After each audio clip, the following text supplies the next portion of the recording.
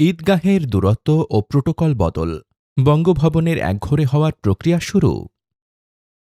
রাজনীতিতে কি কোনো কিছু কাকতালীয় আছে, নাকি প্রতিটা বসার ভঙ্গিতেই লুকিয়ে থাকে বড় কোনো ঘণ্টা বাজার গল্প?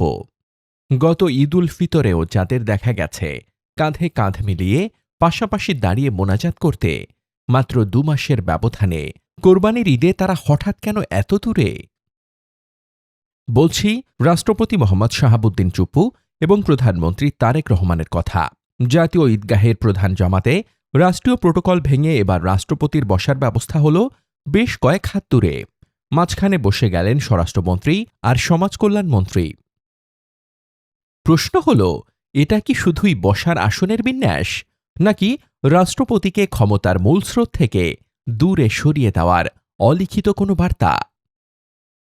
সিনিয়র সাংবাদিক হেলাল উদ্দিন ফেসবুকে লিখেছেন, এই প্রোটোকলে সূক্ষ্ম পরিবর্তন কি শুধুই নিরাপত্তার খাতিরে, নাকি এর পেছনে রয়েছে অন্য কোনো বিশেষ সমীকরণ? সমীকরণটা বুঝতে একটু পেছনে তাকানো যাক। ক্ষমতার পালাবদলের পর বিএনপি চুপ্পু সাহেবকে রাষ্ট্রপতি পদে বহাল রাখলেও জনমনে একটা খটকা কিন্তু রয়েই গেছে। পতিত স্বৈরশাসক শেখ হাসিনার চরম আস্থাভাজন একজন ব্যক্তি এখনও কিভাবে বঙ্গভবনের চূড়ায় বসে আছেন, এই প্রশ্নটা কি তবে এখন সরকারের অন্দরমহলেও ঘুরপাক খাচ্ছে? গুঞ্জন আরও ডালপালা মেলেছে রাষ্ট্রপতির সাম্প্রতিক লন্ডন সফর নিয়ে। চিকিৎসার নাম করে যুক্তরাষ্ট্রে গিয়ে তিনি নাকি মেতে উঠেছিলেন অভিজাত মার্কেটে কেনাকাটায়। আমার দেশ পত্রিকায় এই খবর ফাঁসের পর থেকেই নাকি সরকারের শীর্ষ মহল তার ওপর ভীষণ নাখোশ।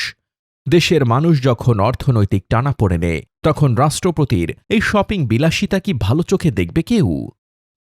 চুপ্পু সাহেবকে কি তবে আস্তে আস্তে একঘরে করার প্রক্রিয়া শুরু হয়ে গেছে? ঈদের নামাজের এই দৃশ্য দেখে সচেতন মহলে এখন এটাই সবচেয়ে বড় আলোচনা।